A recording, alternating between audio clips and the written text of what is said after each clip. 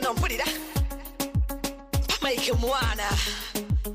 Shivana representing Faruga. Yo, welcome to Bakuya Togere. Today is International Lesbian Visibility Day. How are we feeling? Today we are visible. I'm seeing some nice jewelries. I'm seeing someone has a very nice necklace. Is it because you're visible today? Okay. So, my name is Sweet Chocolate and I'll be your host for today. Just remind you, we are Bakuya Togere, the only place we exist so loud. Like so loud. You have to hear us. So please, keep subscribing, keep commenting, keep sharing, and share anything you want with us. We're here to just have fun with you guys. And also because we are Bakuya Togere. Yes, and today we are saying you want to be visible. But before that, who are you guys, man? Who are you? The most beautiful? You said the right things. Juicy's is back. I'm Juicy, as always. Juicy, the nasty, but the proper. I am very fine today. I am so happy for the Visibility Day. Everything is outside. Okay, baby, not technically, but mentally. I am outside, so I'm very happy to be here today. Hi. Saiko here. I'm happy to be here. I'm so excited about today. Reason being, trust me, I'm going to buy a new clothes today. And I'm going yes, on this manner, yes. You know, yes, I'm going to buy a new clothes. Then I go for karaoke. Well, I'm going to enjoy. There is quiz, there is karaoke, then there is an after party. Okay, it's a visibility day for me. Nice to be here. Hi everyone. Hi. I love the energy around. Well, Arthur is my name. I feel so happy today. I'm so happy see all these shining and gracing faces. I'm so excited because I'm still visible. Let's first make some hallelujah today. Yeah, today really is a special day. Rio here. Hi guys, hope you're all well. Feeling great like how I am feeling. Today I just want to be seen as a strong, powerful lesbian. That would be in a very, very, very, very many fields that I can anchor very many places. Hi. Fiaz here. I'm just so glad to be here. Like, this is our day. You guys, we have to enjoy. And right now, actually, I'm going for a photo shoot after here. Yeah, with my boo. Like, we have to show these guys what it means. We'll pop. We'll see if I can involve you. Otherwise, I'm really happy that we are all here. And I just can't wait to have a blast today. Hi. So this is the producer. And I'm very happy to be here. The producer is visible in blue. Hey! Actually, yeah, right? Yeah. So if you're bored today, please watch blue is the warmest color. You will not regret it. So, welcome to today's episode on Women Visibility Day or Lesbian Visibility Day. So today is about us being visible and creating space for ourselves as women to shine, advocate for our health, and always remember that our love is our love and we are meant to just be here. No wahala. So today's focus is going to be on health and well-being. That's the theme for the day. And we are saying, like, we need to know how is LBQ health now?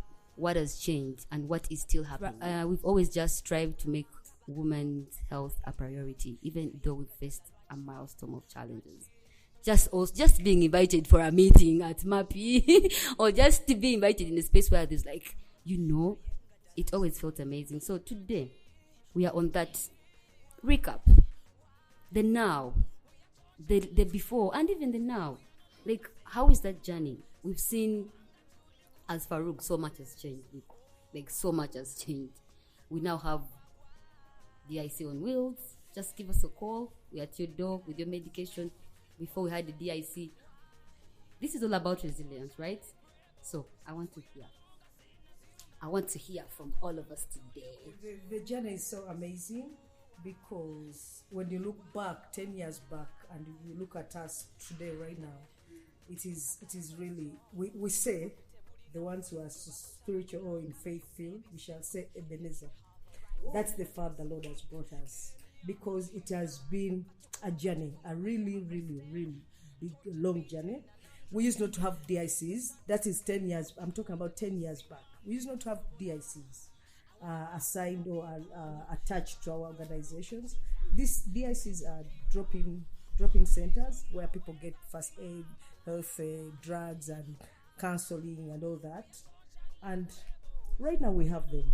We used not have nutrition groups, support groups. Currently, maybe for under HIV, you find groups of ladies are having nutritive support groups that are really doing wonders for us. The WhatsApp groups that initially, the WhatsApp groups used to be maybe for fun, for just chatting, but you find this is now a platform for information display, where you find that people put a lot of information for us to consume. That we all know that health is wealth for everyone. So these WhatsApp groups have really helped us to consume information, even the ignorant. Like, it's just a click away when you're in that group and you get information. You feed your mental, your physical, and all that. The mobile DICs, like one of my colleagues has said, you just give a call and drugs are dropped at your door. Pads, painkillers, flu drugs.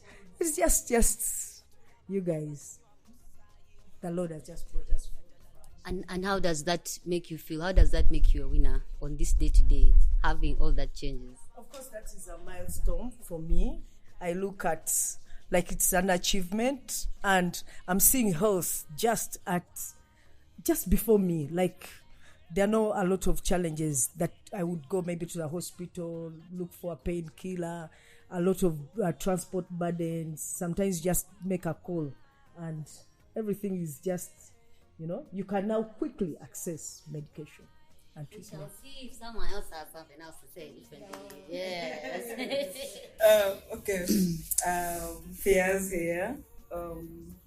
When I look at the journey, the health and well-being of us as Labakwas, Yeah. or even Suffolk queens and kings with a Q. It fills me with pride because we've really come a long way. We started up being known as like congregants in like bars, clubs. That's where we would try to get most of our health information from, like within us. Along the way, we started drop-in centers, whereby some of them actually have graduated to clinics or fully fledged medical centers, providing like holistic care, So that's like a milestone for the LBQ community. And good thing, organizations like Farouk have come up with innovations which like increase access to some of this healthcare which we used to find hard to get.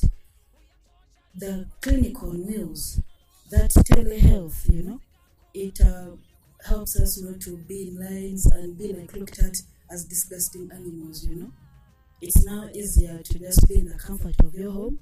You like put in a request and someone brings it in. Or even in our congregations, in our safe spaces, which we've done along the years, like those social Fridays, like those convenings we usually have, we have that sort of kind of peer-to-peer togetherness. We bring out some of this information which we've learned from other areas like the LBQ Summit. Some of us were able to learn other ways of taking care of us, our menstrual hygiene. Yeah. So when we brought such information to other people, it is like really awesome. So that's also like a big milestone, because holding summits like a health summit on menstrual hygiene is not easy. So if you see like a community coming together and organizing something like that, we really say kudos to it. Yeah, we also have the ugliness. I want to talk about milestones only. Some of this care which we are having is not yet to the capacity until which we're supposed to get. We really need quality health care from recognized professionals. Again, because we deserve, we have a right to health. We have a right to bodily autonomy. We all each know what we want. So for this hashtag LVW, the Lesbian Visibility Day, I call upon funders, or even our allies and donors, and even us within ourselves, who have the capacity to mentor and train persons within us, or even outside our communities, who have the capacity to support health-wise, so that they can give us quality healthcare, which we need as a community. Thank you very much. Oh, thank you so much. We need quality healthcare. Talk to us. Such a serious day, I mean, yes. I know it's going to be like one of those days where we come and yap. Yes, we are yapping today, But seriously, for me, what stands up and the biggest change is how much we embrace our differences. That we are LBQ women with disabilities. We're LBQ women with mental health issues. We're LBQ women who are business people, EDs, our very different capacities and skill sets. At the very beginning, it maybe just felt like what you said, that we congregate in bars and clubs and things like that. But even the podcast alone is bringing all of us, however we are, to come in the room and contribute to how visible you are as a lesbian in your own comfort. Yeah. That we have held each other. One thing, that I like so much about being a woman, and only because I identify as woman, is that we hold each other. And I think that's the community that for 20-something years now, whoever comes from, I do not know which district, which country, home is there, and no matter what. That is not something we can take for granted, because Lesbian Visibility Week is that you cannot exist without another person. You're not a silo, you're not a vacuum. And I think what we've done so well is really continue that community. Amid these extreme hostile legal environments, we have found ways to hold each other up. Amid these arrests, and we've seen that has been happening so much. It's wild, right? But even then, we're still able to hold each other and be like, do you know this person in this place? I think it's so unique. Anyway, I get a little bit of emotional. And it's not a crying day. But I think to just comment each and every one of us who will be listening, that you've done such a good thing, holding yourself together, number one, and holding your community too. So I am really proud of that, and I'm proud of you. That has stood for me all this way. I'm actually happy to be part of this Visibility Day of Farouk, because I told people I've been a member of Farouk since 2017 and they don't believe. Actually 2016. I know. And they don't believe. So, just like JC said, this thing of having a home, you guys may have a home. I have a home. Farouk has been my home. I had very many like heterosexual friends. So I think they didn't love me, that's what I can say. But when I found my own, and I used to hide from them. I was a member of Farouk, but I used to tell them, no, I'm not queer. I'm not anything. I'm not a lesbian. I used to deny even female lawyers. Yes. But I'm a member. I did there doing my things small. But my life reached a point it came so much of astray. But it was the Farouk family that I had to come back to, because I'm a prodigal colleague. I went for like 3 or 4 years. Right away they disappeared. So I came back. But my situation by the time I came back, it was weird. I was fighting with alcohol. I was a drug addict. I had a lot of issues. And these people told me, on the first day they saw me, these heterosexual friends of mine, we used to party every day. They don't tell you now you're going astray. Don't do this. You do it alone. I used to smoke alone. For them, they don't smoke, they just drink. Now you smoke, you drink, you do everything. Yeah. So it was this very funny. They told me, they actually called me in person. They started talking to me. They're there. I looked into myself. I was like, but is this the person I wanted to be? I was like, no. So when I knew this is not the person I wanted to be, I sought for help instead of hiding from them. And they were so ready to receive me the way I am. So they put me counselors. I went through therapy, a lot of engaging me here and there, so that I be busy more than using whatever I was doing. And right now I think I'm very much of a better person that even my mom is wondering what's happening in my life. Name of the year.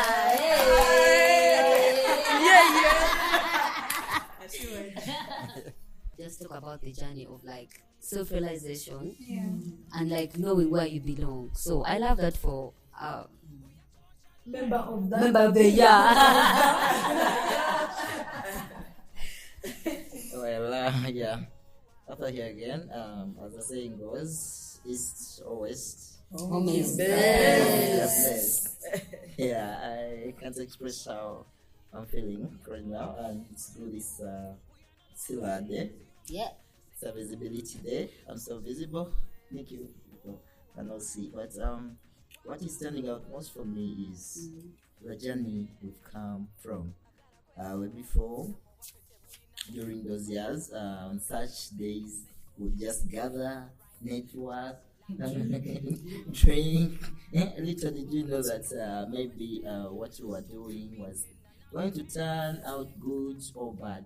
But when you look into this journey, you find that it has turned out a good way. So it's amazing to see that we are meeting, discussing on important issues that are developing us, issues that are making us better persons, issues that are helping us realize our worth. So it's very important to always stand out there, be who you are, not feel sorry about yourself, because you got the courage, or you got it all to stand out, to thrive, irrespective of your orientation or gender identity. So siblings, I'm so happy that this Saturday we're not wasting it in alcohol substance use. We're here sharing. We're here to share knowledge. That is going to build us up. That's going to keep us healthy. That's going to make us better people. And we're sorry for those who still think that albicras drunkards all about sex. Sex is good. But sorry we know what you want, and we shall always push for it. Thank you. Having heard from my siblings, it's very amazing that everyone has what to say. Which means there's something that is shifting in reality. I want to talk about the wellness journals that are so amazing. Every day we're just blessed to have these wellness journals in our organization.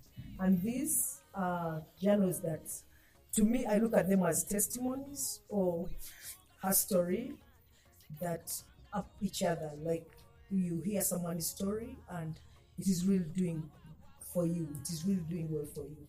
And when you listen to such stories, you listen to such encouragement, such words of hope, we keep going.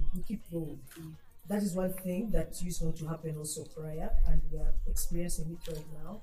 Also have online dialogues that will come up one day and we just share. And you share your experience.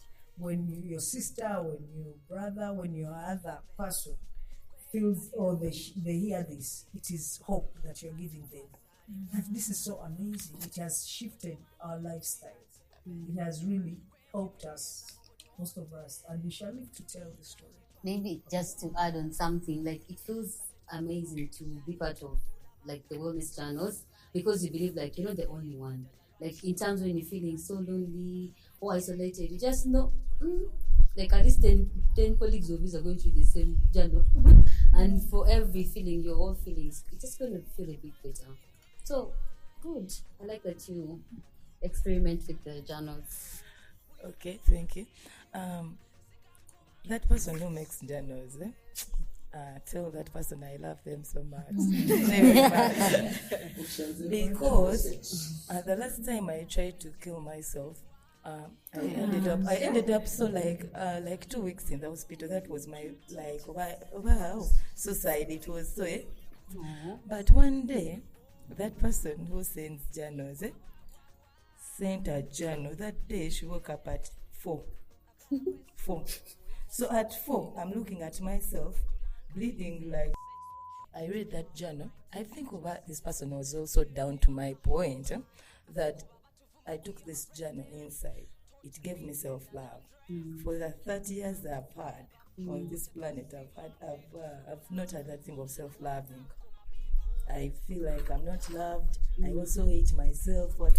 But from that day, trust me, from that journal in particular, actually, that's when I try to read all the journals. Now, I don't miss any journal. Just even if I was going to go somewhere and I was like, no, let me not go, I will go after the journal. I'll be like, but where will I get this 20K if I don't go for this thing? After reading that journal, I was like, I will never hurt myself. I even promised myself I'll never hurt myself because of those journals. And those journals made some friend of mine to start taking water. That friend of yours who sends you those drinking water things and vegetables. Yeah. Right from way back, from the health desk to a clinic and then to a DIC. It's amazing that the advocacy has been going on, irrespective of how we've been carrying it.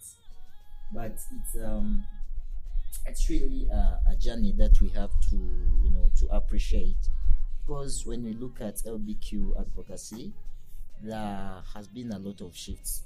We find that this has shifted from a basic visibility in just the HIV/AIDS era to addressing specific intersectional health disparities that have been caused by discrimination, the systemic gaps in the healthcare, and then specialized needs in the mental and reproductive health.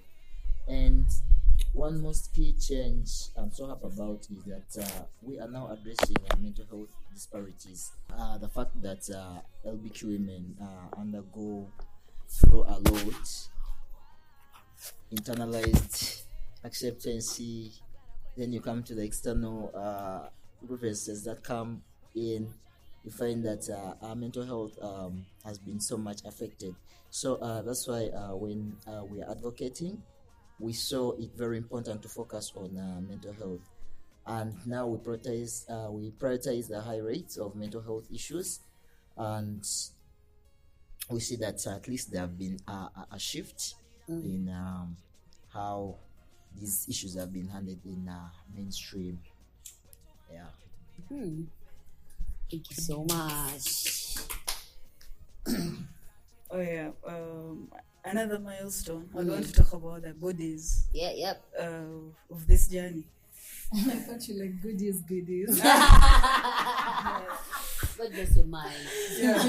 It would be an injustice if I don't talk about the new HIV prevention medications. The medication.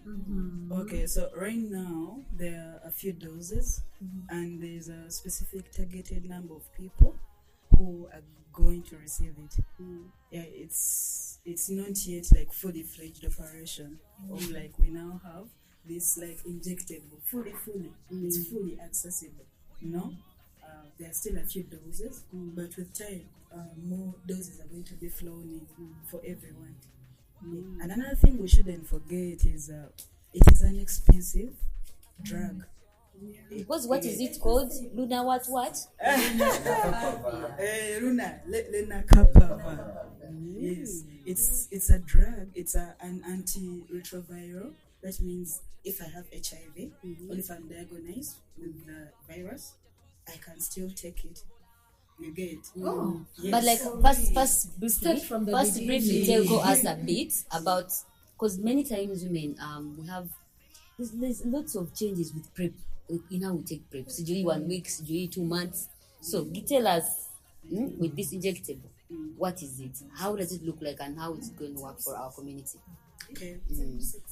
So with this injectable, it is as we've said, it's an injectable. So it's administered via injection. You're injected either on your bum bum, on your bum bum, or like let's say on your upper thigh. You get it?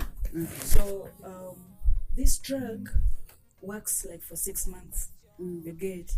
You receive 2 injections a year. What a relief. So, but it's also going to work as PrEP.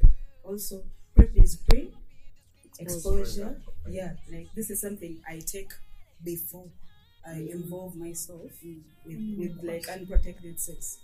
Yeah, so for us as LABAQ persons, I feel like this is a great opportunity we should look out for. You know why? Because like, especially today, who amongst us here would love to take a pill every single day? You get? You get? Like at times you can. You wouldn't want to, but it's a burden.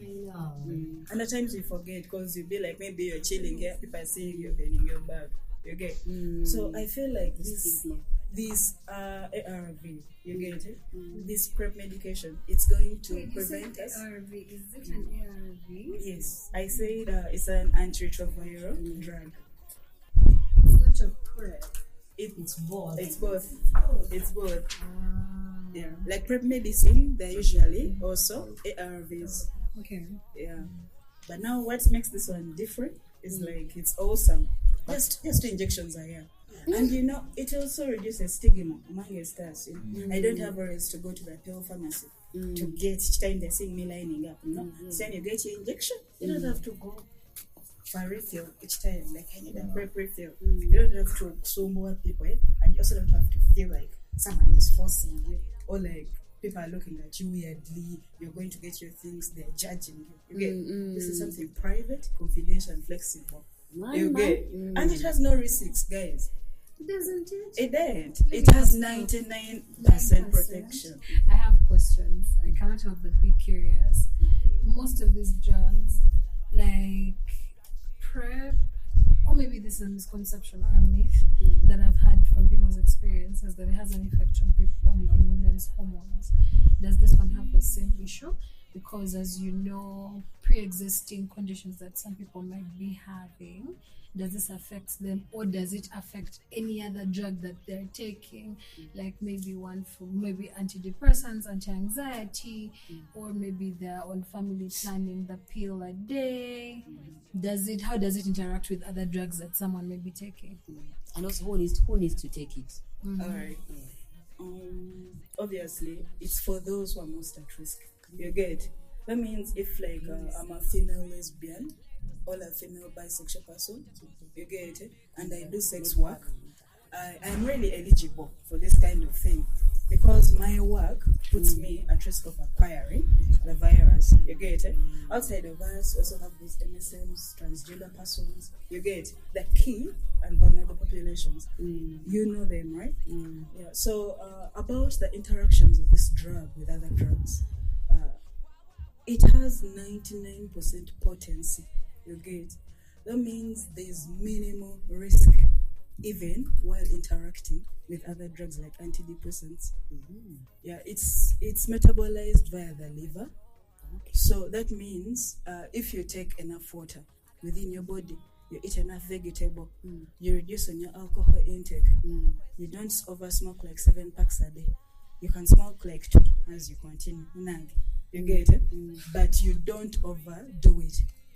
There's really, really minimal risk of you getting an adverse effect. The maybe only effect you can try to get is at the point of injection. Some people are allergic to some Syringes. yeah, and you can maybe slightly get a wound or like a bump, which is itchy for people who have like allergies to various stuff. But the drug itself is really potent. So what does that do? You're saying allergy to what? The drug or people with sensitive skin? I would say people with sensitive skin. Okay. Yeah, because it's remember it's at the point of entry. You get so when you're in, and some people even just using a different, let's say lotion, it like makes their skin grow bumpy and scaly. So also with this drug, let's say I'm injecting, and I'm a person maybe who's allergic, whose skin can't handle so much external influence.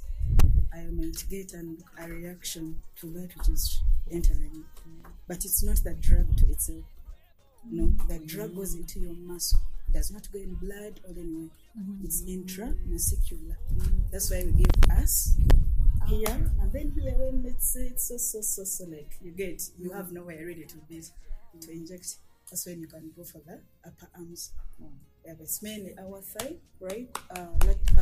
Anterior and us. Yeah. Expensive. How much is it? I don't know the price for sure. I'm not really sure.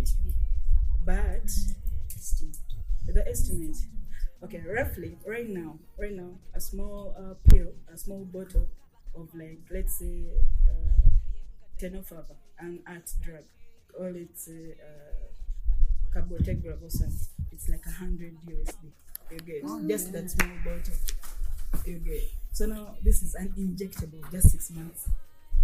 That is one dose. One dose. So how much do you think it will cost? So it's not for the target market we are thinking about, is it? It is. It is for the target market. At $100? That's a crazy amount of money. I think you've misunderstood me. Okay. You've misunderstood me. I said lenacapavir is expensive. You get? What is And that? then you asked for the price of lenacapavir, right? And I said I'm not sure. approximately. But I told you a small bottle right now of let's say oral prep, which you're taking, or even at, it's like $100 USD, just that one bottle of pills of oral prep. You get? You get? So now just imagine this injectable, which has just been introduced. Maybe more. Exactly. You get? And this is where we want to this is where we want to appreciate all the different networks and collaborations and the different DICs and government entities that have really enabled people who are most at risk to get this, because as women we need this, because there's so many situations that you may find yourself Bambi into, like violence, like things that are not even like on your own doing. So having this is a very achievable. I feel like it's an achievement. And do you want to add something on it? Yes, I want to add But something it's on free. it, and It's free. it's due to that activists are advocating they're advocating so much into lobbying for price transparency and genetic licensing, and then the volume commitments, particularly to ensure that these novel long-acting products are accessible in low and middle-income countries. Yeah. When I talked about the price of the small Yes. Are bottle, we buying prep or where is it? okay, you talked about the different collaborations and partnerships. Yes. Okay, so most of these drugs we get are free of charge. And do you know why? It's because of the different collaborations and partnerships. DIs, are the DIs have ever gone and someone makes you buy like prep? Has anyone ever bought prep here? None hasn't. Do you know why you don't buy it yet? Like a small pill bottle is $100 USD. Well, Do you know why? the government. It's because we have different collaboration bodies onto which us as a country and also us as a community are part of. The LBQ community in Uganda does not live in silos. It does not we do not stay in one place like a Sentinda or some. We live with other communities of, let's say, persons with disabilities. We live with MSMs. We live with transgender persons. You get it? We have different bodies of which these silos of us are part of.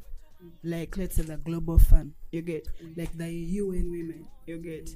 So, most of these drugs we used to have PEPFAR previously. It used to fund getting these drugs. So those drugs have always been free. You get? So right now, there's just been cutting down on the persons receiving PrEP and introductions of new invasions. But we are part of these bigger bodies who participate in decision making so that we receive these drugs at either a low cost, which our government pays for, you get, all for free. Yes. Someone has something different to say, but in the DICs that we work for, but I think when it's out there and ready to be dispersed, of course sociability people know, right? Yes. Right now they just have a few, and I think it's priority. Exactly. But please go to your nearest health center and just maybe inquire. Because it is here, the injectable PrEP is here. Yeah. Yes. Please go. So tell us some other new thing. This conversation, I like it. I can't help but have questions, of course. But I think what we've been struggling with after the guidelines, the Ministry of Health guidelines came out, and then they brought back integration. However, you understand it, yeah? It has in so many ways complicated access to health services because you're back with the entire community, you're back with the entire population, and so you're a bit scared.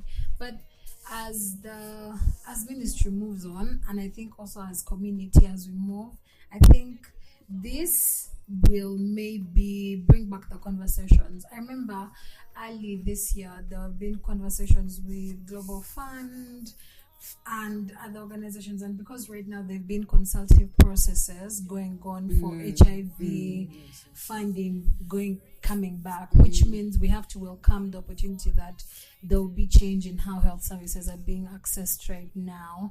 But we can't let it go because integration itself, it's okay. No, I'm lying. The truth is, it's had a lot of issues with outing people again. You know, it has had a lot of issues with, we've lost trust in health workers again. We've lost trust within the community because with integration, we are scared again. There's so much fear mongering. And yet, it had been such a long stride where health and even law in this instance had married. Health workers are now scared of reporting cases of rape because how do we report it? Where do we document it? All of that has kind of disappeared because people are scared of documenting this is a sex worker, this is a lesbian person, this is a gay person, this is a bi woman, something like that. And so while integration has helped to mitigate costs, at whose expense? This is the kind of question we need to ask. At whose expense? Does it benefit everyone? Why would you jumbula us when we've been thriving and we were trusting the people who hold a duty of care towards us? Because your healthcare service provider holds a duty of care. Your police officer, we like it or not, holds a duty of care if you report and when you report that there's been a violation against you. Which brings me to this point, that as we continue, and this goes back, that we need to integrate health and law, that we give people the same knowledge about what their health rights are in the legal sense that if a health service provider does this, I know where to report. I know lawyers who will help me, because we can no longer look at these things like they're two different things and they serve different capacities. They serve us in all that essence.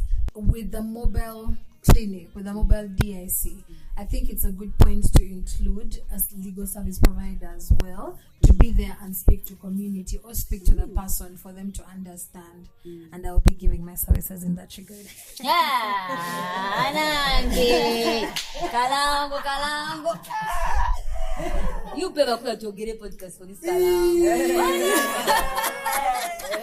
Well, thank you so much. There was something that was written like on integration. Like imagine, because they've cut some funds for some people. Like those, maybe there was a counselor there who will talk to some people. Yeah. So someone was saying, imagine the person who registers, the same person who brings you tea. The same person who is selling for to go this side. So there's no way they're not going to out you. Yeah. Just in case they don't have like the professional ethics. Yes. They're going to out you very well. Do we think the integration has worked for all of us? Speaking on integration, first of all, what is integration? Do tell us. Like, on a layman's language, what is integration? Like, Together. To bring things together. Different things together. Yeah, for like bringing different things together. Okay, so these things together, are they marrying each other or they're just staying together in one place? Okay, and I asked this integration, if the things are together, let's say we are here, we're sitting together, right? This LVD, are we married to each other? Like, exactly. So integration is like a marriage, you get, and we have lived with integration for a very long time. Especially us who are marginalized and who are queer, you get. We've always had to come up together, to put one and two together, to get out the most for us. We would put low impact shit, low cost but high impact stuff, you get. That's what we've been doing. Integration per se wouldn't be bad, because if you look at it from this perspective, it's seen as someone being seen holistically. Like, what's that minimum bare package you can offer someone, even one in Karamoja? You get? Can they get like an HIV test? Can they get a malaria test? Can they be checked for temperature? That's integration, and we've been doing it ever since. The only problem, and something which I don't agree with, and which I am against with the kind of integration which is being enforced on us as queer persons, is shrinking of our spaces. You get? With the kind of integration which the Uganda government and the US government are pushing onto us, does not speak to our realities. It won't work. It will not even contribute to the national strategic plan. You get? It's because it's going to force people back in the closets. It has already, you get it? Because if I've been like coming to a health facility, whereby I am going to find the Cantono, you get, who is like my peer educator, or who is my link, you get it? And then right now, I'm going to find someone from the MOH, who is called a community health worker, someone who doesn't understand my realities, and they are asking me to undress for them, and they are like touching me. What they're doing might be right, but they're putting epistemic violence on me. They're not understanding the kind of reality I operate in. Some of those procedures can be dysphoric to me. You get it? So that's where the line between law and health blurs. You get? Because some persons, a person will be like a health worker, community health worker from the Ugandan government. They'll be like, I was doing what I'm trained medical workers supposed to do, providing service. You get? But this person insists, you're not understanding them. You get? And we cannot let that go. because we also, as LBQ persons, we have a right to bodily autonomy. Right. We have a right to health. If I Right. tell you this is not rubbing me the right way, you have to listen to it. However much you are a trained health worker, trained in generic binary health, Those things. you get, you have to be able to understand the context in which I'm coming from. That's why we are pushing for affirming healthcare. The WHO actually ought to release guidelines this year for affirming healthcare. That's the basis we are going to use to continue pushing for community-led structures, for community-led clinics, for our peer models. You get it? Whereby we need our own. We don't need PhDs. We don't need CHOOS. We don't need community health workers. We have our own who understand our realities. You get it? Yeah. So that's the kind of integration which is being pushed onto us. Because truthfully, they want to erase community-led structures. They want to impose government-led structures onto us. But that can work for the bigger community, because anyone receiving a minimum basic care package is paid. You get it? Because that means accessible for all. But it will not work for us. The bigger community. Yeah. Wow. That was really beautiful. Yes. Thank you so much, Ochikuye. And I feel like since today is about also well-being, health and well-being, I just want to say, let's have the urgency to go and seek services. Ngafe, the other bad stuff, let's first wait call. But if you are feeling bad, or if you need any support or anything, please reach out to us, or reach out to a nearest DIC that knows your issues, that can help before you go to the main maybe hospital, and maybe these other things have not worked. But if you know the community, just reach out to maybe one of those centers and see if you can be helped, because you need the help at the end of the day. Yeah. Yes. So we are almost into our last. Yeah. We just need to know, how are we going to continue in that just one line? Whatever we have gotten, really, we've been sensitized, we've been in spaces, and we've learned from each other. So we are taking on the knowledge, passing it over to others, and putting it in practice. That is the best. That's because you can't live. Knowledge is not knowledge until when it is practiced, like it is put into practice. That's where the difference will come in, and it will be beneficial to all of us. We shall still push it, and we shall still stand, that we still claim for our rights, for our health rights as LBQ women, but also not forgetting that we are human beings, even if we are in the groups of the minority. But as human beings, we still claim for our rights. Thank you. Thank you. Akatalekeka. Akatalekeka. Yeah, how do we continue? I think this Lesbian Visibility Day, let's try to be there for each other. Let's see another as a human. Let's integrate happiness into our lives, and let's integrate healing and self-care into our lives. Because you can do everything, but if you can't practice self-care even within you, you can't lead appropriately. And we need to lead, because our movement is shrinking. And if it finds us when we are shaking, we will have no clothes to clutch at. Thank you. I guess I think mine is, I think, I'll continue being visible. Yes, of late, I went back to the closet. I built me to get out of the closet, and now I think I'm back. But I got a signature look. Of course, I will put on a dress with my septum. I think that's that's how I'm visible. Right? Be visible. When it comes to my mental health, thanks to Farouk. Right now that I even not reading, it has worked on my depression like you don't know. Thanks to Farouk. Just for today, live in the moment. Yeah. Guys, your mental health is very important. It's very paramount. Do not worry about yesterday. Don't worry about tomorrow. Live for today. Right. Be in the moment. It is you. It's your life. You got to be happy. You got to be visible out there. Do not allow naysayers to put you down just because of who you are, just because of who you love. just because of the way you're built, just Clock because of the it. way God created you. Be you. It's your day. Happy Lesbian Visibility Day. Whoa. I think that was a bad. It feels weird to kind of talk after. Show us what you got.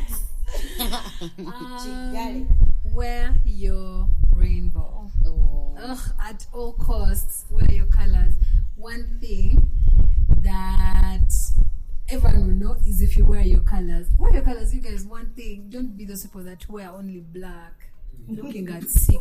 Don't wear only black. We're all black. Honestly, if you see it, but like, Otherwise, wear your Rainbow. wear your colors and embrace who you are.